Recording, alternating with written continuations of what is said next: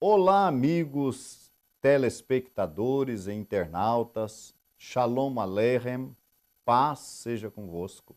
Eu sou o Rav Shai Ben Yehudá e este é o programa Or Teshuvá, ou seja, luz para o retorno, e retorno às raízes judaicas do primeiro século da Era Comum, quando foi implantada a nova aliança no meio do nosso povo, no meio da casa de Israel e da casa de Judá.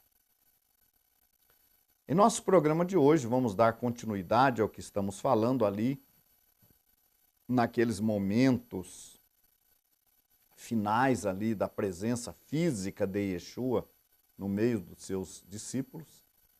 E ele então dá uma recomendação, naqueles 40 dias que ele passou ali em contato com o seu povo, ele dá uma recomendação a que o seu povo, a que os seus discípulos não se ausentassem de Jerusalém.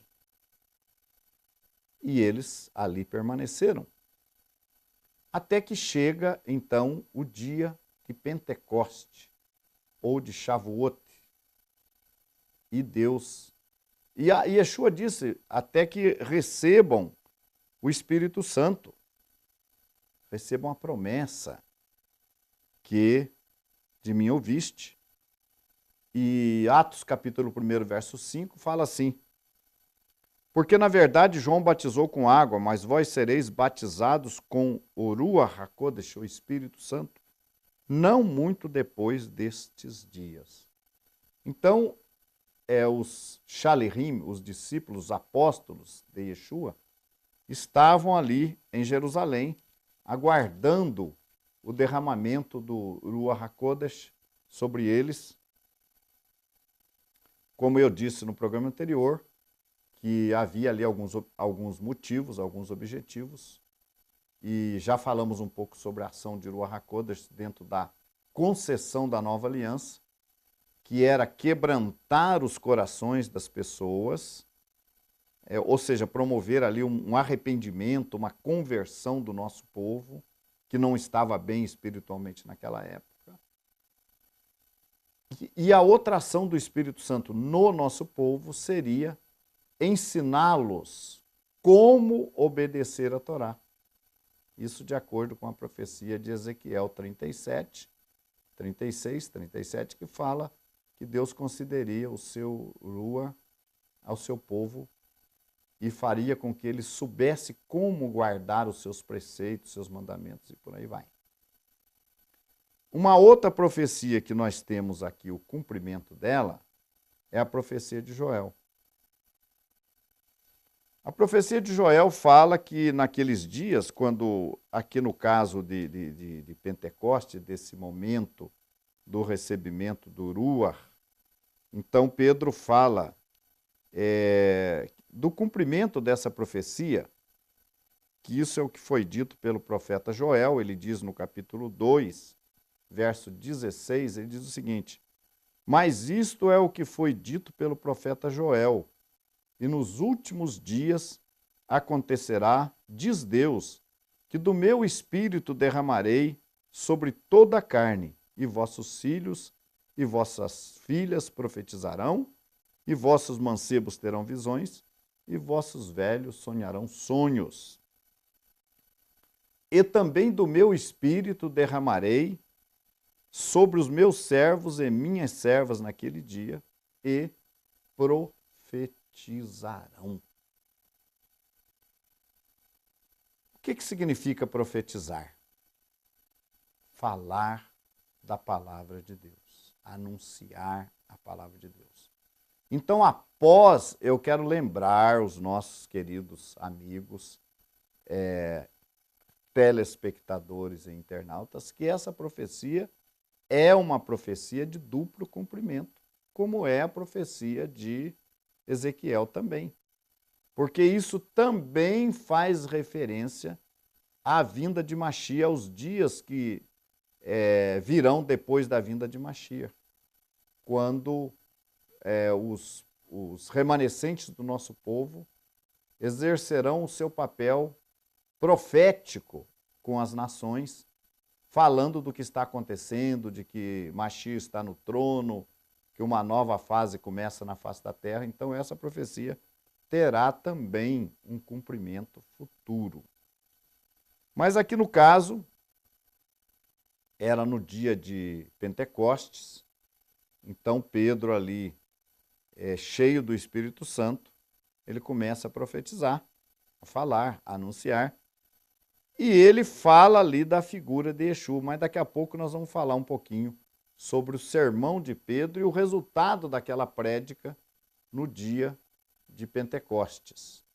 Inclusive, um dos motivos também que Yeshua manda que eles esperassem em Jerusalém até que recebesse a promessa do Pai, era de que naquele dia, naquela data, Jerusalém estava recebendo o nosso povo, os judeus, os israelitas, advindos de vários países e cidades para a celebração da festa.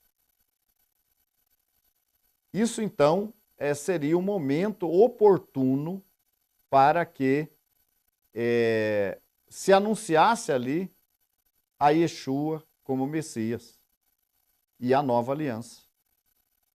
Então, esses que estavam em Jerusalém, que ouvissem aquela prédica, que vissem ali a ação do Ruach, a concessão do Ruach, eles perceberam que eram homens simples, homens sem muita cultura, mas que falavam de uma maneira tremendamente poderosa.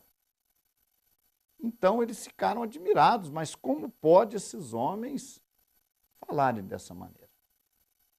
E o texto de Atos diz até mesmo que cada um os ouvia falar na sua própria língua, o que indica provavelmente que os apóstolos estavam, por meio do Ruach HaKodesh, falando na língua de cada um, porque esses judeus que ali estavam reunidos, eles falavam mais a língua dos seus países, de onde eles estavam vivendo.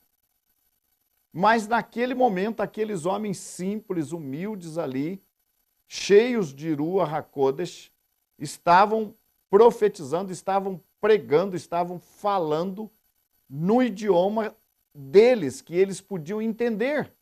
Então aquilo foi uma coisa tremenda, o que ajudou grandemente a que eles crescem. E o que mais interessava? Interessava é que esses judeus que ali estavam, advindo desses países, ao retornar para os seus países, veja bem, uma das palavras de Yeshua foi que as boas novas do reino deveriam ser anunciadas em todo o mundo, deveria se espalhar. E nesta oportunidade, os apóstolos estavam dando ali as boas novas do Mashiach e as boas novas também da nova aliança. E estes judeus, advindo de várias partes do país, iriam levar para as suas cidades, para as suas sinagogas. Então, existem motivos, os apóstolos naquele dia profetizar e que Yeshua manda que esperassem em Jerusalém, até que eles do alto fossem revestidos de poder. E Pedro então fala isso aqui, é o que foi dito pelo profeta Joel, e começa a profetizar. Então a outra razão era essa, que as boas novas do reino, que ali fossem anunciadas naqueles dias de festa, iriam se expandir por outras cidades, por outros países. Então, voltando aqui no capítulo 1 de Atos, depois que Yeshua explica sobre o derramamento do Ruach, diz o seguinte: aqueles, pois, que se haviam reunido, perguntaram-lhe, dizendo, Senhor, restaurarás tu neste tempo o reino a Israel?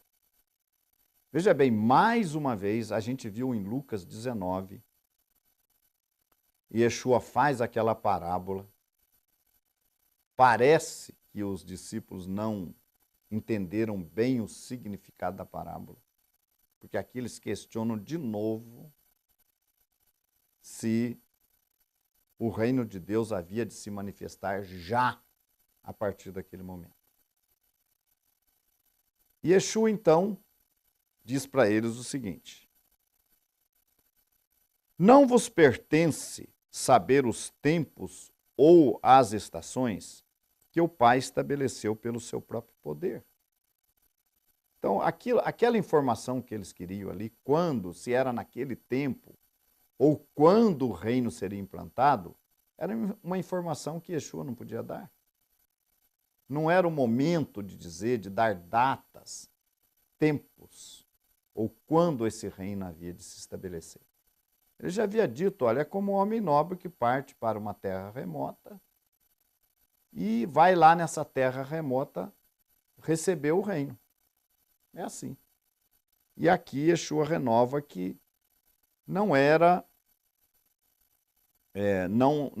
o momento, não era oportuno, não vos pertence saber os tempos.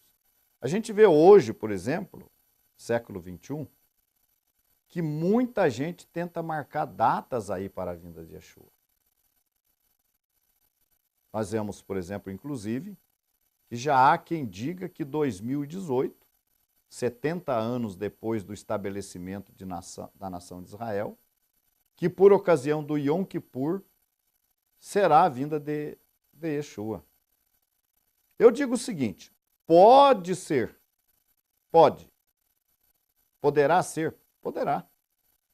Mas o que marca, o que nos sinaliza o momento da vinda de Yeshua, do estabelecimento do reino, são as profecias bíblicas, não profecias dadas pelas pessoas aí fora, as profecias bíblicas. E as profecias dizem que quando todas as nações se reunirem contra Jerusalém, então será o fim. E na ocasião da gravação desse programa, em início de 2017, já se sabe de problemas que dão sinal, que sinalizam a proximidade já da vinda de Yeshua. Há sinais que sinalizam, que apontam para essa proximidade. Continue conosco.